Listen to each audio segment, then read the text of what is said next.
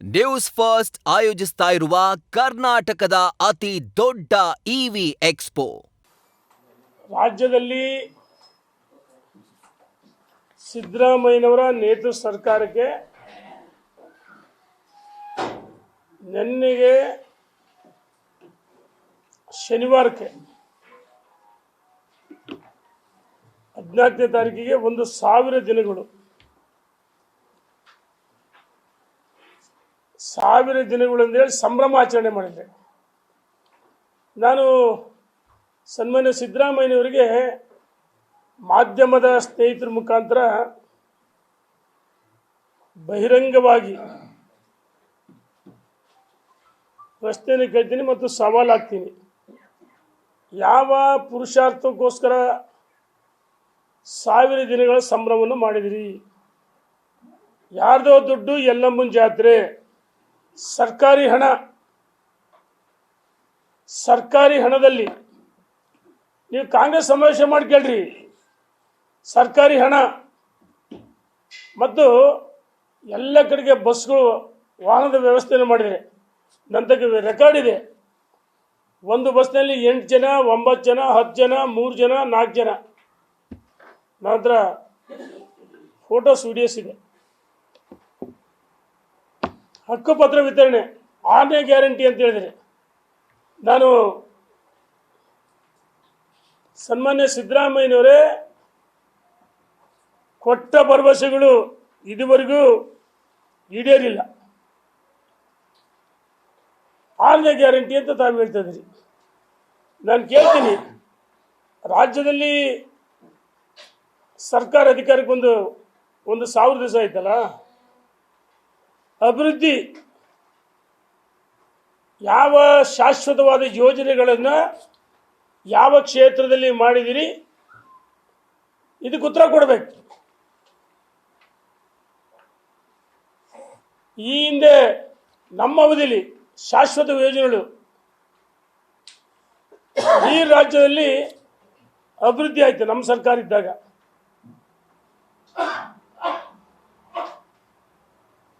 ಗುಂಡಿಗಳು ಮುಚ್ಚಕ್ಕಾಗಿಲ್ಲ, ಭ್ರಷ್ಟಾಚಾರ ಮಿತಿ ಮೀರಿದೆ. ಇದು ನಿಮ್ಮ ಸಾಧನೆನಾ? ಅಬಕಾರಿ ಸಚಿವರು 6,000 ಕೋಟಿ ಭ್ರಷ್ಟಾಚಾರ, ವಿಧಾನಸಭೆ ಒಳಗೆ ಹೊರಗೆ ನಮ್ಮ ರಾಜ್ಯದ ಅಧ್ಯಕ್ಷರು ಪ್ರತಿಪಕ್ಷ ನಾಯಕರು ಒಳಗೊಂಡಂತೆ ಹೋರಾಟ ಮಾಡಿದರು, ಹೋರಾಟ ಧರಣಿ ಸತ್ಯಾಗ್ರಹ ಮಾಡಿದರು ಅಧಿವೇಶನದಲ್ಲಿ. ಅದೇ ಉತ್ತರ ಕೊಟ್ಟರೆ ಸರ್ಕಾರ ಫಲಾನುವಾದ ಮಾಡಿದರು. ವಾಲ್ಮೀಕಿ ಆ ಸಮಾಜಕ್ಕೆ ಗಂಗಾ ಕಲ್ಯಾಣ ಬೋರ್ವೆಲ್ ಇರ್ಬೋದು, ಸಣ್ಣ ಪುಟ್ಟ ವ್ಯಾಪಾರ ಇರ್ಬೋದು, ಸುಮಾರು 187 ಕೋಟಿ ಹಣ ಭಾರತೀಯ ಜನತಾ ಪಾರ್ಟಿ ಸರ್ಕಾರ ಹೋರಾಟ, ನಮ್ಮ ಪಕ್ಷದ ನಾಯಕರು ಹೋರಾಟದಿಂದ ಪತ್ತೆ ಆಯಿತು. ಒಬ್ಬ ಅಧಿಕಾರಿ ಚಂದ್ರಶೇಖರ್ ಆತ್ಮಹತ್ಯೆ ಮಾಡಿಕೊಂಡ್ರೆ ಡೆತ್ ನೋಟಲ್ಲಿತ್ತು. ಹಣ ಬಂಗಾರ ಖರೀದಿ ಮಾಡೋಕ್ಕೆ ಎಣ್ಣೆ ಅಂಗಡಿಗಳಿಗೆ ಹಣ ಹೋಯ್ತು. ಇದು ನಿಮ್ಮ ಸಾಧ್ಯನಾ ಸಿದ್ದರಾಮಯ್ಯನವರೇ? ಮೂಡ ಸೈಟು ನಮ್ಮ ರಾಜ್ಯಾಧ್ಯಕ್ಷರಲ್ಲಿ ಬೆಂಗಳೂರಿನಿಂದ ಮೈಸೂರವರೆಗೆ ಪಾದಯಾತ್ರೆ ಆಯಿತು. ಆ ಹೋರಾಟದ ಪ್ರತಿಫಲ 14 ನಿವೇಶಗಳನ್ನು ವಾಪಸ್ ಕೊಟ್ರಿ. ಇದು ನಿಮ್ಮ ಸಾಧ್ಯನಾ ಸಿದ್ದರಾಮಯ್ಯನವರೇ? ಮತ್ತು ಕಾಂಗ್ರೆಸ್ಸಿನ ಶಾಸಕರು ಜೈಲಿಗೆ ಹೋಗ್ಬಂದ್ರು. ಇದು ನಿಮ್ಮ ಸಾಧ್ಯನಾ? ಸಚಿವರ ತಲೆದಂಡ ಆಯಿತು. ಇದು ನಿಮ್ಮ ಸಾಧ್ಯನಾ? ಮತ್ತು ಇವತ್ತು ಸರ್ಕಾರ ಸ್ಟಾಂಪ್ ಪೇಪರ್ 20 ರೂಪಾಯಿ ಇದ್ದದ್ದು 100 ರೂಪಾಯಿ ಆಗಿದೆ, 100 ರೂಪಾಯಿ ಇದ್ದದ್ದು 500 ಆಗಿದೆ, 500 ಇದ್ದದ್ದು 2,000 ಆಗಿದೆ. ನೋಂದಾವಣಿ ಶುಲ್ಕ, ಯಾವುದೇ ಆಸ್ತಿ ಮಾರಾಟ ಮಾಡಿದರೆ, ಆಸ್ತಿಯನ್ನು ಖರೀದಿ ಮಾಡಿದರೆ ಶುಲ್ಕ ಜಾಸ್ತಿ ಮಾಡಿದಿರಿ. ಇದು ನಿಮ್ಮ ಸಾಧನೆ ಉತ್ತರ ಕೊಡಬೇಕಲ್ಲ.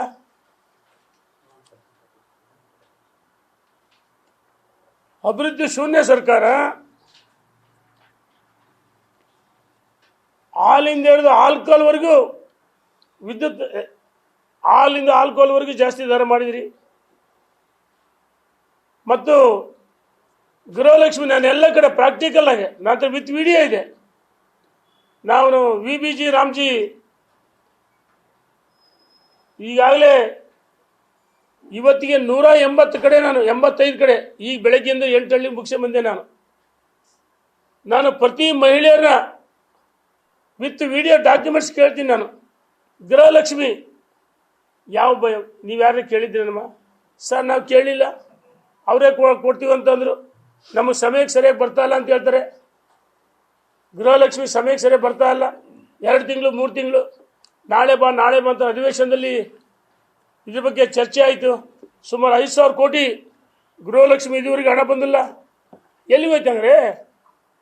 ಯಾವ್ದಾದ್ರು ಚುನಾವಣೆಗೆ ಹೋಯ್ತಾ?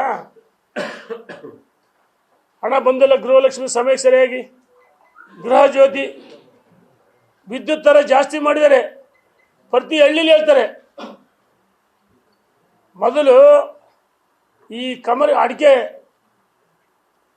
ಬೇಸಮಿ ಡ್ರೈ ಮಾಡೋ ಬಿಸಿ ಆ ಮನೆಗಳಿಗೆ 100 ರೂಪಾಯಿ ಬರ್ತದಂತೆ. ಈ 100 ರೂಪಾಯಿ ಮೊದಲು ಮಿನಿಮಮ್ ಐತಿ, 500 ರೂಪಾಯಿ ಕಟ್ಬೇಕಂತೆ. ಮತ್ತು ಗೃಹ ಜ್ಯೋತಿ ದರ ಜಾಸ್ತಿ ಆಗಿದೆ. ಪ್ರತಿಯೊಬ್ಬರು ಹೇಳ್ತಾರೆ, ವಿತ್ ಡಾಕ್ಯುಮೆಂಟ್ಸ್ ವಿಡಿಯೋ ಕೊಡ್ತೀನಿ. ನಾವು 50 ರೂಪಾಯಿ ಕಟ್ತಿದ್ವಿ, ಈ 300 ರೂಪಾಯಿ ಕಟ್ತೀವಿ, 500 ಕಟ್ಟೋರು 1,500-2,000 ಕಟ್ತೀವಿ ಅಂತ ಹೇಳ್ತಾರೆ. ಇದು ನನ್ನ ಮಾತಲ್ಲ. ಪ್ರತಿ ಹಳ್ಳಿಲಿ 170, ಈಗಾಗಲೇ 178 ಕಡೆ ನಾನು ಹಳ್ಳಿಗಳು ಪ್ರವಾಸ ಮಾಡಿದ್ದೀನಿ. ಇನ್ನೊಂದು 5-6 ಅದಾವೆ ಈಗ. ಪ್ರತಿ ಹಳ್ಳಿಲಿ ಮಹಿಳೆಯರ ಗೃಹಲಕ್ಷ್ಮಿ ಅಹವಾಲು ಕೇಳ್ತೀವಿ. ಮತ್ತು ಗೃಹ ಜ್ಯೋತಿ ವಿದ್ಯುತ್ ದರ ಜಾಸ್ತಿ, ಶಕ್ತಿ ಬಸ್ಗಳಿಲ್ಲ. ಎಲ್ಲಿದೆ ಬಸ್ಗಳು ಹೇಳ್ಬೇಕಲ್ಲ? ಎಲ್ಲ ರಾಷ್ಟ್ರೀಯ ಹೆದ್ದಾರಿಗೆ ಓಡಿದ್ರೆ ಆಯ್ತಾ? ಇದು ನಿಮ್ಮ ಸಾಧನೆನ? ಯುವ ನಿಧಿ ಶಿವಮೊಗ್ಗದಲ್ಲಿ ಸಮಾವೇಶ ಆಯ್ತು ಅಷ್ಟೇ, ಸಿದ್ದರಾಮಯ್ಯನವರು ಹೋಗಿ. ಆದರೆ ಯಾವುದೇ ಯುವಕರಿಗೆ ನಾನು ಪ್ರತಿ ಹಳ್ಳಿಲಿ ಕೇಳಿದ್ದೀನಿ, ಯುವ ನಿಧಿ ಯುವಕರಿಗೆ ಬಂದೇ ಇಲ್ಲ, ಯುವ ನಿಧಿನೇ ಬಂದಿಲ್ಲ. ಇಂಥ ಕೆಟ್ಟ ಸರ್ಕಾರ. ಮತ್ತು ನರೇಂದ್ರ ಇವ್ರು ಹೇಳಿದ್ರು 10 kg ಅಕ್ಕಿ 10 kg ಅಕ್ಕಿ ಅಂತೇಳಿ ಏನು ಎದೆ ಉಪ್ಸಿ ಹಿಂಗೆ ಹೇಳಿದ್ದೆ. ಸಿದ್ದರಾಮಯ್ಯನವರೇ 5 kg ಅಕ್ಕಿ ಮೋದಿಜಿಯವ್ರು ಕೊಡೋದು ತಾನೆ, ನೀವೆಲ್ಲಿ ಕೊಡಿದಿರಿ? ಕೊಡ 174 ರೂಪಾಯಿ ಸರಿಯಾಗಿ ಕೊಡ್ತಾ ಇಲ್ಲ. ಇದು ನಿಮ್ಮ ಸಾಧನೆನಾ? ಪಂಚ ಭರವಸೆಗಳು ವಿಫಲವಾಗಿದೆ. ನಿನ್ನೆ ಸಿದ್ದರಾಮಯ್ಯ ಹೇಳಿದರು 6ನೇ ಗ್ಯಾರಂಟಿ ಭೂ ಗ್ಯಾರಂಟಿ ಅಂತ ಹೇಳಿದರು.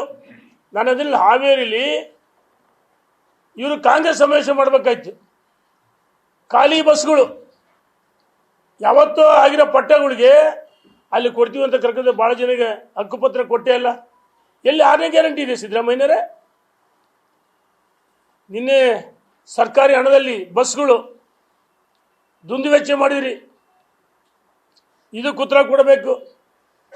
ಮತ್ತು ರೈತರು ಬೆಳೆದಂಥ ಬೆಳೆಗಳಿಗೆ ನರೇಂದ್ರ ಮೋದಿಜಿಯವರು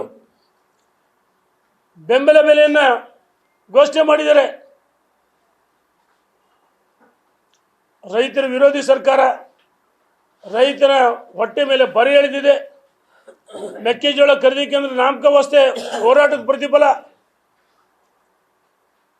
ಇಡೀ ರಾಜ್ಯದಲ್ಲಿ ರಾಜ್ಯಾಧ್ಯಕ್ಷರ ನೇತೃತ್ವದಲ್ಲಿ ಮತ್ತು ಬೆಳಗಾವಿನಲ್ಲಿ ದೊಡ್ಡ ಸಮಾವೇಶ ಆಯಿತು. ಮೆಕ್ಕೆಜೋಳ ಖರೀದಿ ಮಾಡ್ಬೇಕಂತೇಳಿ ಹೊನ್ನಾಳಿ ನೇಮತಿಹಳ್ಳಿ ತಾಲೂಕಲ್ಲಿ ಹೋರಾಟ ಮಾಡಿದ್ವಿ. ಖರೀದಿ ಮಾಡಿದ್ರೆ ಇಲ್ಲೇ ನಮ್ಮ ದಾವಣಗೆರೆ ಸತೀಶ್ ಅಣ್ಣ ಭಾಳಷ್ಟು ಹೋರಾಟ ಮಾಡಿದರು. ಖರೀದಿ ಮಾಡಿದ್ರೆ ಸುಮ್ಮನೆ ನಾಮಕೋಸ್ಕರ ಡಿಸ್ಟಿಲರಿಗಳಿಗೆ ಹಾಲು ಒಕ್ಕೂಟಕ್ಕೆ ಅಂತಂದರು, ಖರೀದಿ ಮಾಡಿಲ್ಲ. ಮೆಕ್ಕೆಜೋಳ ಖರೀದಿ ಕೇಂದ್ರ ಪ್ರಾರಂಭ ಮಾಡಿ ಸರ್ಕಾರ ಹಣ ಬಿಡುಗಡೆ ಮಾಡಬೇಕಂತ ಆವರ್ತ ನಿಧಿಯಿಂದ. ಮತ್ತು ನರೇಂದ್ರ ಮೋದಿಜಿಯವರು 6,000 ರೂಪಾಯಿ PM ಕಿಸಾನ್ ಸಮ್ಮಾನ್ ಯೋಜನೆಗೆ 6,000 ರೂಪಾಯಿ ಕೊಟ್ಟರೆ, ಯಡಿಯೂರಪ್ಪ 4,000 ಹೆಚ್ಚುವರಿ ಕೊಟ್ಟರು, ಅದನ್ನು ಸ್ಥಗಿತ ಮಾಡಿದರು. ಇದು ನಿಮ್ಮ ಸಾಧ್ಯನಾ? ಬೊಮ್ಮಾಯಿಯವರು ರೈತನ ಮಕ್ಕಳಿಗೆ ವಿದ್ಯಾನಿಧಿ ತಗೊಂಬಂದ್ರು, ಅದು ಇಲ್ಲ. ಮತ್ತು ಗುತ್ತಿಗೆದಾರರು ಸುಮಾರು 40,000 ಕೋಟಿಗೆ ಹೆಚ್ಚು ಬಾಕಿ ಕೊಡಬೇಕಂತೇಳಿ ಗುತ್ತಿಗೆದಾರ ಸಂಘದವರು ಮೊನ್ನೆ ಮಂಡ್ಯದಲ್ಲಿ ಸಭೆ ಮಾಡಿದ್ದಾರೆ. ಸರ್ಕಾರಕ್ಕೆ ಎಚ್ಚರಿಕೆ ಕೊಟ್ಟರೆ ಧಮಕಿ ಹಾಕ್ತಾರೆ. ಈ ಹಿಂದೆ ನಮ್ಮ ಸರ್ಕಾರದಾಗ PSCM ಅಂತಂದು ಅಭಿಯಾನ ಮಾಡಿದ್ರು, ಅದೆಲ್ಲ ಪ್ಲಾಂಟ್ ಮಾಡಿಸಿದ್ರು. ಕೆಂಪಣ್ಣ ಇವತ್ತಿಲ್ಲ, ಗುತ್ತಿಗೆದಾರ ಸಂಘದ ರಾಜ್ಯದ ಅಧ್ಯಕ್ಷರು. ಈಗ ಗುತ್ತಿಗೆದಾರ ರಾಜ್ಯ ಸಂಘ ಅಧ್ಯಕ್ಷ ಹೇಳ್ತಿದ್ದಾರೆ, ಭಾರತೀಯ ಜನತಾ ಪಾರ್ಟಿಯಲ್ಲಿ ಸರ್ಕಾರ ಅಧಿಕಾರದಾಗ ಈ ರೀತಿ ವ್ಯವಸ್ಥೆ ಇರಲಿಲ್ಲ. ಈಗ ಅಡಿಯಿಂದ ಮುಡಿವರೆಗೂ ಹೆಜ್ಜೆಜ್ಜಿಗೂ ಕಮಿಷನ್ ಪರ್ಸೆಂಟೇಜು 60% ಸರ್ಕಾರ. ಇದು ಎಲ್ಲಾಗುತ್ತೆ ಕೆಲಸ ಸಾಧನೆ ಸಿದ್ದರಾಮಯ್ಯ. ರೈತರು ಪರಿಹಾರ ಕೇಳಿದ್ರೆ ಏನು ಹೇಳಿದ್ರು? ಶಿವನಂದ ಪಾಟೀಲ್ರು ಪರಿಹಾರಕ್ಕೋಸ್ಕರ ರೈತರು ಆತ್ಮಹತ್ಯೆ ಮಾಡ್ಕೊಳ್ತಾರೆ ಅಂತ ಹೇಳಿದ್ರು. ಇದು ಇವ್ರದ್ದು ಕಬ್ಬಿಗೆ ಹೋರಾಟ ಆಯ್ತು ಉತ್ತರ ಕರ್ನಾಟಕ, ಕಲ್ಯಾಣ ಕರ್ನಾಟಕದಲ್ಲಿ. ಆ ಹೋರಾಟದ ಪ್ರತಿಫಲ ದರ ನಿಗದಿ ರಾಜ್ಯಾಧ್ಯಕ್ಷ ಅಲ್ಲೇ ಅವ್ರ ಮಧ್ಯದಲ್ಲಿ ಇದ್ರು. ಮತ್ತು ಈ ಸರ್ಕಾರ SC/ST ಸಮುದಾಯಗಳಿಗೆ ಮಾಡಿದಂಥ ದ್ರೋಹ 36,000 ಕೋಟಿ ಹಣವನ್ನು ಬೇರೆದಕ್ಕೆ ಡೈವರ್ಟ್ ಮಾಡ್ಕೊಂಡಿದ್ರಿ. SC/ST ವಿದ್ಯಾರ್ಥಿಗಳಿಗೆ ಶಿಷ್ಯ ವೇತನ ಕೊಟ್ಟಿಲ್ಲ. ಮತ್ತು ಇದೇ ಅಲ್ಪಸಂಖ್ಯಾತರಿಗೆ ಈ ವಿದೇಶಿ ಶಿಷ್ಯ ವೇತನಕ್ಕೆ ನಮ್ಮ SC/ST OBC ಮಕ್ಕಳಿಗೆ ರದ್ದು ಮಾಡಿ ಮೈನಾರಿಟೀಸಿಗೆ 30 ಲಕ್ಷಕ್ಕೆ SC ಆ ಸಮೂಹಕ್ಕೆ ಅನ್ಯಾಯ ಮಾಡಿರಿ. ಈ ರೀತಿ ವೋಟ್ ಬ್ಯಾಂಕ್ ರಾಜಕಾರಣ ಮಾಡ್ತಿದ್ರಿ. ಈ ಸರ್ಕಾರ ಬಂದಾಗಿಂದ ನಿರಂತರವಾಗಿ ವೋಟ್ ಬ್ಯಾಂಕ್ ರಾಜಕಾರಣ ಮಾಡ್ತಿದ್ದಾರೆ. ಅವರಿಗೆಲ್ಲ ಸವಲತ್ತುಗಳು ಕೊಡ್ತಿದ್ದಾರೆ. ಮತ್ತು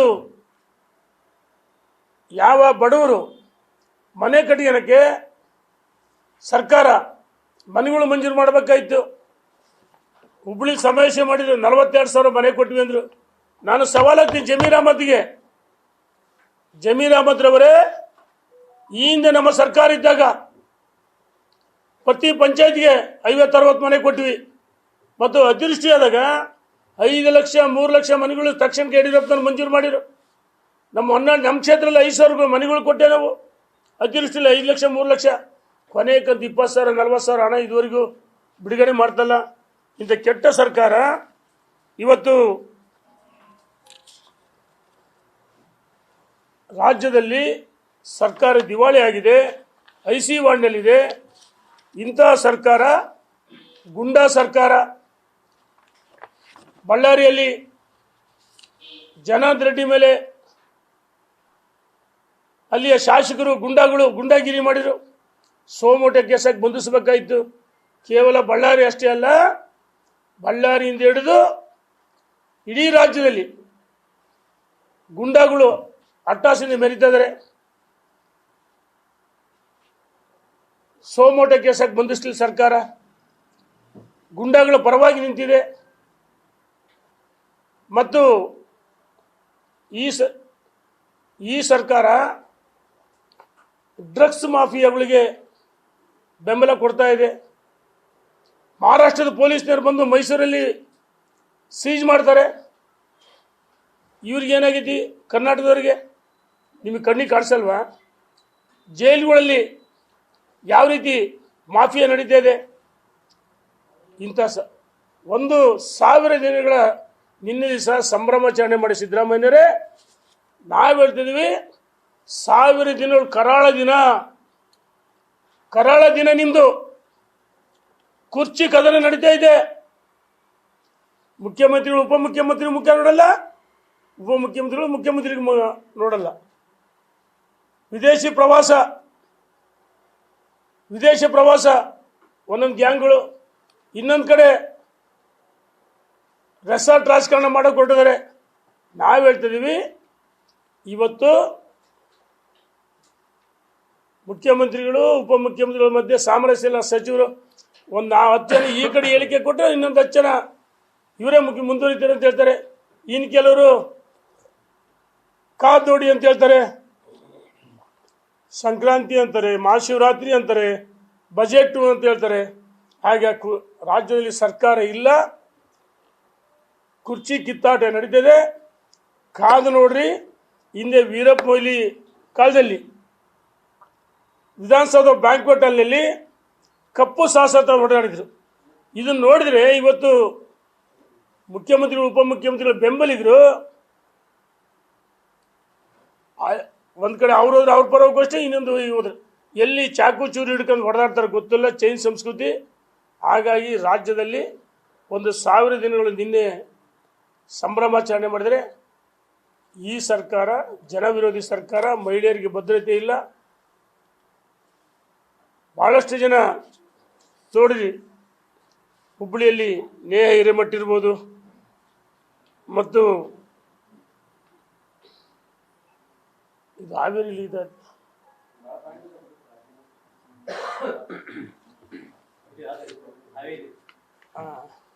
ಮಹಿಳೆ ಹುಬ್ಳಿದಾತು, ನೇಹ ಹಿರೇಮಠ, ಹಾವೇರಿ ಅತ್ಯಾಚಾರ ಆತ, ಹಾವೇರಿಲಿ ಅತ್ಯಾಚಾರ ಆಯ್ತು.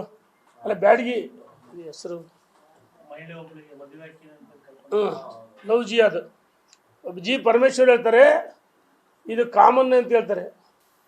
ಅಂದ್ರೆ ಗೃಹ ಸಚಿವರಾಗಿ ಕಾನೂನು ಸುವ್ಯವಸ್ಥೆ ಕಾಪಾಡುವ ಒಬ್ಬ ಜವಾಬ್ದಾರಿ ಇರ್ತಕ್ಕಂಥ ಸಚಿವರು ಈ ರೀತಿ ಅಸಮರ್ಥ ಸಚಿವರು ಹೇಳಿಕೆ ಕೊಟ್ಟರೆ ಜನ ನಿಮ್ಮನ್ನು ಒಪ್ಪಲ್ಲ.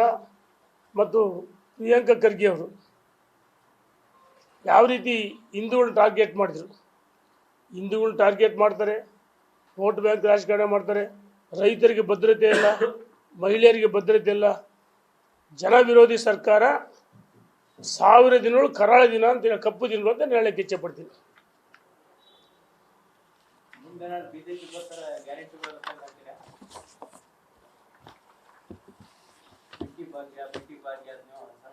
ನೋಡಿ, ನಾನು ಮಾಧ್ಯಮ ಸ್ನೇಹಿತರು ಯಾರೂ ಪಂಚ ಭರವಸೆಗಳು ಕೇಳಿದ್ದಿಲ್ಲ. ನೀವು ನಿಮ್ಮ ಸ್ವಾರ್ಥಕ್ಕೋಸ್ಕರ, ಕುರ್ಚಿಗೋಸ್ಕರ ಭರವಸೆಗಳು ಕೊಡ್ತೀರಿ ನಿಜ. ಆದರೆ ಆ ಭರವಸೆಗಳಾಗೇ ಉಳಿದಿದೆ. ಅಕ್ಕಿ ಕೊಡೋದು ನರೇಂದ್ರ ಮೋದಿಜಿ, ಇದೊಂದು ಪಾಯಿಂಟ್ ಬಿಟ್ಟು. ಅಕ್ಕಿ ಕೊಡಿದ್ರು ಮೋದಿಜಿ 10 kg ಅಂತ ಹೇಳಿದ್ರು, 5 kg ಅಕ್ಕಿ ಕೊಡ್ತಾರೆ, ಅದಕ್ಕೆ ಇಂದಿರಾ ಕಿಟ್ ಅಂತ ಇಡಕ್ಕೆ ಹೆಸರು ಇಡಕ್ಕೆ ಕೊಡ್ತಾರೆ. ನಾವು ಹೇಳ್ತೀವಿ ಭರವಸೆಗಳು, ಗೃಹಲಕ್ಷ್ಮಿ, ಗೃಹಜ್ಯೋತಿ, ಶಕ್ತಿ, ಅನ್ನಭಾಗ್ಯ, ಯುವನಿಧಿ ಯಾರೂ ಕೇಳಿದ್ದಿಲ್ಲ. ಇವರು ಸ್ವಾರ್ಥಕ್ಕೋಸ್ಕರ ಘೋಷಣೆ ಮಾಡಿದ್ರು. ಸರ್ಕಾರ ಅಧಿಕಾರಕ್ಕೆ ಬರಲ್ಲ ಅಂತಿತ್ತು. ನಾನು ಹೇಳ್ತೀನಿ ಈಗ ಒಂದು ನಿಮಿಷ, ಈಗ ಆಯ್ತು, ದೇಶಕ್ಕೆ ಕೊಡ್ತಾರೆ ತಾನೆ, ಆಯ್ತು. ನಾನು ಹೇಳೋದು ಮಾಧ್ಯಮ ಸ್ನೇಹಿತರಿಗೆ ನಿಜ, ಆಹಾರ ಭದ್ರತೆಯಲ್ಲಿ ದೇಶಕ್ಕೆ ಕೊಡ್ತಾರೆ ನಿಜ. ನಾವೇನು ಹೇಳ್ತಿದ್ವಿ, ಸನ್ಮಾನ್ಯ ಸಿದ್ದರಾಮಯ್ಯನವರೇ 10 kg ಅಕ್ಕಿ, 10 kg ಅಕ್ಕಿ ಅಂದ್ರೆ ಎಲ್ಲಿದೆ 10 kg ಅಕ್ಕಿ? ಮೋದಿ ಕೊಟ್ಟದ 5 kg, ನೀವ್ಯಾಕೆ ಕೊಡ್ತಲ್ಲ? ಕೊಟ್ಟ ಮಾತನ್ನು ಉಳಿಸ್ಕೊಡ್ರಿ ಅಂತ ಹೇಳ್ತಿದ್ವಿ ನಾವು ಭರವಸೆಗಳ ವಿರುದ್ಧ ಇಲ್ಲ ಅಣ್ಣ. ಅರ್ಥ ಆಯ್ತು ಮಲ್ಲಿಕಾರ್ಜುನ ಅಣ್ಣ. ಈಗ ನೀವೇ ನಿಂತೀರಿ ಅಣ್ಣ, ಒಂದು ನಿಮಿಷ ಅಣ್ಣ. ಈಗ ಒಂದು ನಿಮಿಷ, ನನಗೆ ನೀವು ಹೇಳಿದ ಒಂದೊಂದು ಪಾಯಿಂಟ್ ಇಲ್ಲಿ ರೆಕಾರ್ಡ್ ಆಗ್ತಾ ಇರುತ್ತೆ. ಸರಿ, ಈಗ ರೆಕಾರ್ಡ್ ಆಗ್ತಾ ಇರುತ್ತೆ. ಈಗ ನೀವು ಹೇಳಿದ್ದೇನು ನೇರವಾಗಿ ಕೇಳಿದ್ರಿ. ನೀವು ಅಧಿಕಾರಕ್ಕೆ ಬಂದರೆ ಕಟ್ ಮಾಡ್ತೀರೋ, ಮುಂದುವರಿಸ್ತೀರೋ, ಬಂದ್ ಮಾಡ್ತೀರೋ ಅಂತ, ಹೌದು ತಾನೆ? ಅದಕ್ಕೆ ನಾವು ಸ್ವಲ್ಪ ಅದಕ್ಕೆ ಹೆಂಗೆ ಇಲ್ಲ, ನಮ್ಮದು ಹಳ್ಳಿ ಮೇಲೆ ಬರೋ ರೂಟು ಏನು. ಹಾಗಾಗಿ ಯಾರೂ ಕೇಳಿದ್ದೆಲ್ಲ ಕೊಟ್ಟಿದ್ದೀರಿ, ಅದನ್ನು ಸಮರ್ಪಕವಾಗಿ ಕೊಡ್ರಿ. ಮತ್ತು ರಾಜ್ಯದಲ್ಲಿ ನಾವು ಅಧಿಕಾರಕ್ಕೆ ಬಂದಾಗ ಸುಳ್ಳು ಹೇಳಿ, ಈಗ ಮೋದಿಯವರು ಬಿಹಾರದಲ್ಲಿ 10,000 ಅಂತ ಹೇಳಿದ್ರು. ಅಲ್ಲಪ್ಪ, ಮೋದಿಯವರು ಈಗ ಬಿಹಾರದಲ್ಲಿ 10,000 ಕೊಟ್ಟಿದ್ದಾನೆ, 10,000 ಕೊಟ್ಟಿಲ್ಲ. ಈಗ ನೋಡೋಣ, ಈಗ ಒಂದ್ ಸೆಕೆಂಡ್ ಮಾಧ್ಯಮ ಸ್ನೇಹಿತರಿಗೆ ನಾವ್ ಹೇಳಿದ್ 10,000 ಹಾಕಿ ಚುನಾವಣೆ ಬಿಫೋರ್ 10,000 ಅಕೌಂಟಿಗೆ ಹಾಕ್ತೀವಿ ಹಾಕೋದು ಅಲ್ಲ ಪ್ರತಿ ತಿಂಗಳು ಅಂತ ಹೇಳಿದ್ದಿಲ್ಲ. ಈಗ ಪ್ರತಿ ತಿಂಗಳು ಅಂತ ಹೇಳಿದ್ದಿಲ್ಲ. ಇವತ್ತು ಮೋದಿಯವರು ಏನ್ ಹೇಳಿದ್ರು, ಅವ್ರ ಖಾತೆಗೆ ನೇರವಾಗಿ ಹಣ ಹೋಗುತ್ತೆ ಅಂತ ಹೇಳಿದ್ರು. ಜನ್ಧನ್ ಯೋಜನೆ ಮುಗಿಸ್ಬಿಡ್ತೀನಿ. ಚುನಾವಣೆ ಏನಣ್ಣ, ಈ ಸರ್ಕಾರ ಔಟ್ ಗೋಯಿಂಗ್ ಸರ್ಕಾರ, ಇನ್ಕಮ್ ಸರ್ಕಾರ ನಮ್ದೇ. ನೆಕ್ಸ್ಟ್ ಹೇಳ್ತೀನಿ ಕೇಳಿ. ಔಟ್ ಗೋಯಿಂಗ್ ಇನ್ಕಮ್ ನಮ್ದೇ. ನಾವು ಈ ಆರ್ಥಿಕತೆಯಲ್ಲಿ ಇಲಾಖೆ ಇದ್ದಲ್ಲ, ಬಜೆಟ್ ಇಲ್ಲ, ನಾನು ಹೇಳ್ತೀನಿ ನಿಮ್ ಪ್ರಶ್ನೆ ಉತ್ತರ ನಾನು ಹೇಳ್ತೀನಿ. ಈಗ ಖಜಾನೆ ಇರುತ್ತಲ್ಲ, ನಾನು 3 ಬಾರಿ ಶಾಸಕನಾಗಿ, ಅಬ್ಕಾರಿ ಸಚಿವನಾಗಿ ನನಗೆಲ್ಲವೂ ಇದಿದೆ, ಎಕ್ಸ್ಪೀರಿಯನ್ಸ್ ಇದೆ. ಆಯ್ತಾ, ಇದನ್ನ ಮುಗಿಸ್ಬಿಡ್ತೀವಿ ಬೇಡ, ಈ ಮತ್ ಸ್ಕಿಪ್ ಮಾಡ್ತೀನಿ ಅಂತ ಹೇಳ್ತೀರಿ. ಈಗ ನಾವು ಸುಳ್ಳು ಭರವಸೆಗಳು ಘೋಷಣೆ ಮಾಡಲ್ಲ, ಸುಳ್ಳಿನ ಸುಳ್ಳಿನ ಮನೆ ಕಟ್ಟಲ್ಲ. ಆರ್ಥಿಕ ಈ ರಾಜ್ಯದ ಏನು ವೆಚ್ಚ ಇರುತ್ತಲ್ಲ, ಆದಾಯ ಮತ್ತು ವೆಚ್ಚ, ಅದಕ್ಕೆ ತಕ್ಕ ಹಾಗೆ ಯೋಜನೆಗಳನ್ನು ಯಾವ ಸಂದರ್ಭದಲ್ಲಿ ಯಾವ್ದು ಮುಂದುವರಿಸಬೇಕು, ಯಾವುದು ಅತಿ ಅವಶ್ಯಕತೆ ಇದೆ, ಇದನ್ನು ನಾವು ಪ್ರಾಮಾಣಿಕವಾಗಿ ನಮ್ಮ ಸರ್ಕಾರ ಮಾಡ್ತೀವಿ. ಆರ್ಥಿಕ ವೆಚ್ಚ ನೋಡ್ಕೋಬೇಕಲ್ಲ. ಈ ಸುಮ್ಮನೆ ಅಲ್ಲ, ಈ 30,000 ಕೋಟಿ ಡೈವರ್ಟ್ ಮಾಡಿಲ್ಲ SC ST ಹಣನ. ಆ ರೀತಿ ನಾವು ಮೋಸ ಮಾಡಲ್ಲ, ಟೋಪಿ ಹಾಕಲ್ಲ.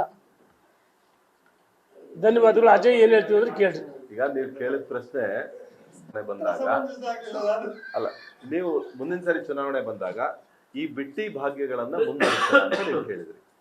ಭಾರತೀಯ ಜನತಾ ಪಕ್ಷದ ಅಜೆಂಡಾ ಏನಪ್ಪಾ ಅಂತಂದ್ರೆ, ಯಾರಿಗೆ ಕೈಯಲ್ಲಿ ಕೆಲಸ ಇರಲ್ಲ ಅಂತರಿಗೆ ಕೆಲಸ ಕೊಡೋಂಥ ಒಂದು ಪ್ರಯತ್ನ ರಾಜ್ಯ ಅಷ್ಟೇ ಅಲ್ಲ, ದೇಶದಲ್ಲೂ ಮಾಡ್ತಾ ಬರ್ತಾ ಇರ್ತಕ್ಕಂಥ. ಯಾರು ನಿರ್ಗತಿಕರಿದ್ದಾರೆ ಅವ್ರನ್ನ ತೊಂದರೆಯಿಂದ ಹೊರಗೆ ತರೋಂಥ ಪ್ರಯತ್ನ ಭಾರತೀಯ ಜನತಾ ಪಕ್ಷ ಮಾಡ್ತಾ ಇರ್ತಕ್ಕಂಥದ್ದು. ಇನ್ನ ನೀವು ಹೇಳೋದು 2028ನೇ ಚುನಾವಣೆ ಬಂದಂತ ಸಂದರ್ಭದಲ್ಲಿ ನಮ್ಮಲ್ಲಿ ರಾಜ್ಯದಲ್ಲಾಗ್ಲಿ ದೇಶದಲ್ಲಾಗ್ಲಿ ಏನೇನು ಕಷ್ಟಪಡ್ತಾ ಇದ್ದಾರೆ ಸಾರ್ವಜನಿಕರು, ಆ ಆಧಾರದ ಮೇಲೆ ಸಾರ್ವಜನಿಕರಿಗೆ ಒಳಿತಾಗೋ ನಿಟ್ಟಿನಲ್ಲಿ ಕೆಲವು ಅವರ ಒಂದು ಘೋಷಣೆಗಳನ್ನು ಮಾಡ್ತಾರೆ. ಅವ್ರಿಗೇನು ಅನುಕೂಲ ಇದೆ ಆ ತರ ಘೋಷಣೆಗಳನ್ನು ಮಾಡ್ತಾರೆ. ಇದನ್ನೇ ಮುಂದುವರಿಸಬೇಕು ಅಂತ ಹೇಳಿ ಇದಕ್ಕಿಂತ ಒಳ್ಳೇದು ಕೊಡ್ಬೋದು.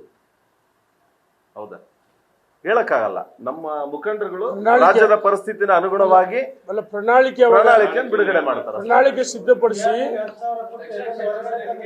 ಅಲ್ಲ ನಾವು ಈಗ ಆಯ್ತು. ಈಗ ಯಡಿಯೂರಪ್ಪನವ್ರು ಭಾಗ್ಯಲಕ್ಷ್ಮಿ ತಗೊಂಬೋದ್ರು, ಆ ಮಗುವಿಗೆ 1 ಲಕ್ಷ ರೂಪಾಯಿ ಸಿಗ್ತದೆ, ಬಂದ್ ಮಾಡಿ ಈಗ 2,000 ರೂಪಾಯಿ ನೆಟ್ಟು ಕೊಡ್ತಲ್ಲ. ಅಲ್ಲ ಈ ತಡಿ, ಈಗ ಮೋದಿಜಿಯವರು ಬಿಹಾರ ಪ್ರಚಾರದಕ್ಕಿಂತ ಮುಂಚೆ, ಚುನಾವಣೆಗೆ ಘೋಷಣೆ ಹಾಕಿದ ಮುಂಚೆ 10,000 ಹಾಕಿರಲ್ಲ. ಏನು ಬಡತನ ಆಯ್ತಾ, ಆಮಿಷ ಅಲ್ಲ. ಈ ತಡಿ ಈಗ ಒಂದೇ ಒಂದು VBG ರಾಮ್ಜಿ ಯೋಜನೆ ಅಣ್ಣ ತಡಿಯೋಣ ಇಲ್ಲಿ. ಈಗ ಭದ್ರತೆ, ಆಹಾರ ಭದ್ರತೆ ಇರ್ಬೋದು, ಕೆಲಸದ ಭದ್ರತೆ. ಇವತ್ತು ಹಿಂದೆ 33,000 ಕೋಟಿ ಇಟ್ಟಿದ್ರು ಆ ಯೋಜನೆಗೆ, 2,86,000 ಕೋಟಿ ಇಟ್ಟಿದ್ದಾರೆ. 174 ಇದ್ದದ್ದು 350 ರೂಪಾಯಿ ಮಾಡಿದ್ದಾರೆ. ಇದು ಭದ್ರತೆ ಅಲ್ವಾ? ಇವ್ರು ಎಲ್ಲಿ ಇದು ಜನ್ಧನ್ ಖಾತೆ ಯಾಕೆ ಮಾಡಿದ್ರು?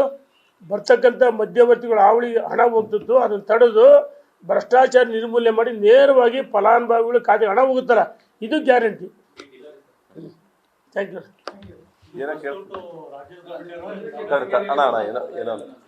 ಏನ್ರಿ ಈಗ ಚುನಾವಣೆ ಇನ್ನೂ ಘೋಷಣೆ ಆಗಿಲ್ಲ. ಚುನಾವಣೆ ಯಾವಾಗ ಘೋಷಣೆ ಮಾಡ್ತಾರೆ ಗೊತ್ತಿಲ್ಲ. ಜಿಲ್ಲಾಧಿಕಾರಿಗಳು ಪ್ರಕ್ರಿಯೆ ನಡೆಸಿದ್ದಾರೆ, ಚುನಾವಣಾ ಪ್ರಕ್ರಿಯೆ ಆಯೋಗ ಪ್ರಕ್ರಿಯೆ ನಡೆಸ್ತಾ ಇದ್ದಾರೆ. ಈಗ ನಮ್ಮಲ್ಲಿ ಸುಮಾರು 7-8 ಜನ ಆಸ್ಪಿರೆಂಟ್ಸ್ಗಳಿದ್ದಾರೆ. ನಮ್ಮ ಕೊಳ್ಳೇನಹಳ್ಳಿ ಸತೀಶ್ ರವರಿಂದ ಹಿಡಿದು ಸುಮಾರು 7-8 ಜನ ಆಸ್ಪಿರೆಂಟ್ಸ್ಗಳಿದ್ದಾರೆ. ಎಲ್ಲರೂ ಕೂಡ ಪ್ರಯತ್ನ ಮಾಡ್ತಾ ಇದ್ದೀವಿ. ನಾನು ಕೂಡ ಕೇಳ್ಕೊಳ್ತಾ ಇದ್ದೀನಿ, ಯಾಕಂದ್ರೆ ಇದು ಮಧ್ಯಂತರ ಚುನಾವಣೆ ಬಂದಿದೆ. ನಾನು ಕೂಡ ಮೊನ್ನೆ ಶಾಮನೂರು ಶಿವಶಂಕರಪ್ಪನವರು ಹಿರಿಯರ ವಿರುದ್ಧ ನಾನು ಚುನಾವಣೆ ಸ್ಪರ್ಧೆ ಮಾಡಿದ್ದೀನಿ. ಈ ಬಾರಿ ನನಗೆ ಮತ್ತೊಮ್ಮೆ ಅವಕಾಶ ಮಾಡಿಕೊಡ್ರಿ ಅಂತೇಳಿ ನಾನು ಎಲ್ಲ ಮುಖಂಡರುಗಳಿಗೂ ನಾನು ಕೇಳೋಂಥ ಒಂದು ಪ್ರಯತ್ನನ ಇನ್ಮೇಲೆ ಶುರು ಮಾಡಬೇಕು ಅಂತ ಅನ್ಕೊಂಡಿದ್ದೀನಿ. ಇಲ್ಲ ಇನ್ನು ಚುನಾವಣೆನೇ ಅನೌನ್ಸ್ ಆಗದೆ ಇರೋದ್ರಿಂದ ನಾನು ಯಾವುದು ಪ್ರಯತ್ನ ಮಾಡಿಲ್ಲ. ಸರಿ, ಈಗ ಅಜಯ್ ಕೇಳಿಬಿಟ್ಟೆ. ಈಗ ಅಜಯ್ ಎಲ್ಲಿ ಲಾಬಿ ಮಾಡ್ತಾ ಇಲ್ಲ, ಇಲ್ಲ ನಾನು ಮಾಡಿಲ್ಲ. ಈಗ ಒಟ್ಟಿಗೆ ಈ ದೊಡ್ಡ ಮನೆ ಟಾರ್ಗೆಟ್ ಮಾಡ್ತಾ ಇದ್ದೀನಿ ನೀನು, ಅಲ್ಲ ಟಾರ್ಗೆಟ್ ಮಾಡ್ತಾ ಇದ್ದೀನಿ. ಇರಲಿ, ಈಗ ಅವರು ಸಂಘಟನೆ ಮಧ್ಯದಲ್ಲಿ ನಿರಂತರ ಸೋತರು ಬಿಟ್ಟಿಲ್ಲ, ಸಂಘಟನೆ ಮಾಡ್ತಾರೆ. ಪಕ್ಷ ಯಾವ ಸಂದರ್ಭದಲ್ಲಿ ಏನು ಘೋಷಣೆ ಮಾಡೋದು ತೀರ್ಮಾನ ಮಾಡುತ್ತೆ. ಹೇಳ್ತೀರಿ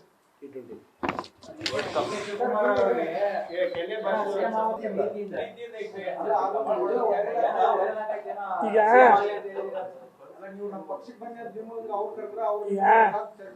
ಮುಖ್ಯಮಂತ್ರಿಗಳು ಉಪಮುಖ್ಯಮಂತ್ರಿಗಳು ಕಾಂಗ್ರೆಸ್ ಪಕ್ಷ ಅಲ್ಲ, ಕರ್ನಾಟಕ ಸರ್ಕಾರ. ಯಾರೇ ಇರಲಿ, ನಮ್ಮ ಕ್ಷೇತ್ರಕ್ಕೆ ಬಂದಾಗ ಈ ಹಿಂದೆ ಕನಕದಾಸ ಪುತ್ಥಳಿ ಬಂದಾಗ ಮಾನ್ಯ ಮುಖ್ಯಮಂತ್ರಿಗಳು ಗೌರವಿಸಿದ್ವಿ. ಹೊನ್ನಾಳಿ ಬಂದಾಗ ಗಣೇಶ ಉಪಮುಖ್ಯಮಂತ್ರಿಗಳು ಬಂದಾಗ ಅವ್ರಿಗೆ ಗೌರವ ಸಮರ್ಪಣೆ ಮಾಡಿದ್ವಿ. ಪ್ರೀತಿಯಿಂದ ಕೆನ್ನೆ ಹಿಂಗಂದ ಸಾವಿರ ಆಯಿತಾ. ಸರ್ಕಾರ ಒಂದು ಭಾಗ, ಅವರು ಬಂದಾಗ ಗೌರವಿಸೋದು ನನ್ನ ಕರ್ತವ್ಯ, ಗೌರವಿಸ್ತೀನಿ. ಅವರು ಈಗ ರಾಜಕೀಯ ಹೊರತುಪಡಿಸಿ ಸ್ನೇಹ ಸಂಬಂಧ ಇದೆ. ಹೋದ್ರೆ ಅರ್ಧ ಗಂಟೆ ಮಾತಾಡ್ತಾರೆ, ಗೌರವ ಕೊಡ್ತಾರೆ. ಮುಖ್ಯಮಂತ್ರಿಗಳು ಗೌರವ ಕೊಡ್ತಾರೆ, ಉಪಮುಖ್ಯಮಂತ್ರಿಗಳು ಗೌರವ ಕೊಡ್ತಾರೆ. ಈಗ ಮುಖ್ಯಮಂತ್ರಿ ಮುಂದುವರಿಬೇಕು ಅಥವಾ ಯಾರು ಮುಖ್ಯಮಂತ್ರಿ ಆಗ್ಬೇಕು ಅನ್ನೋದು ಅವ್ರ ಪಕ್ಷದ ಇದು, ಅದನ್ನು ನಮಗೆ ಸಂಬಂಧ ಇಲ್ಲ. ಅವ್ರ ಪಕ್ಷದ ವಿಚಾರ ನಾನೇ ಕೇಳ್ಬೇಕಾಗತ್ತೆ. ಹಾಗಾಗಿ ನಾನು ಯಾರು ಮುಖ್ಯಮಂತ್ರಿ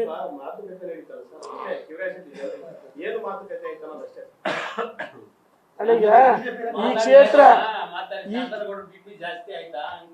ಕ್ಷೇತ್ರ ಅಭಿವೃದ್ಧಿ ಮಾಡ್ರಿ, ನೀವು ಏನು ಸಮಾಜ ಕೇಳುತ್ತೆ, ಯಾವ ಸಮಾಜಗಳು ನ್ಯಾಯ ಕೊಡ್ರಿ, ಮತ್ತು ಈ ಕ್ಷೇತ್ರ ಅಭಿವೃದ್ಧಿ ಮಾಡಿ ಅಂತ ಹೇಳಿದ್ದೀವಿ.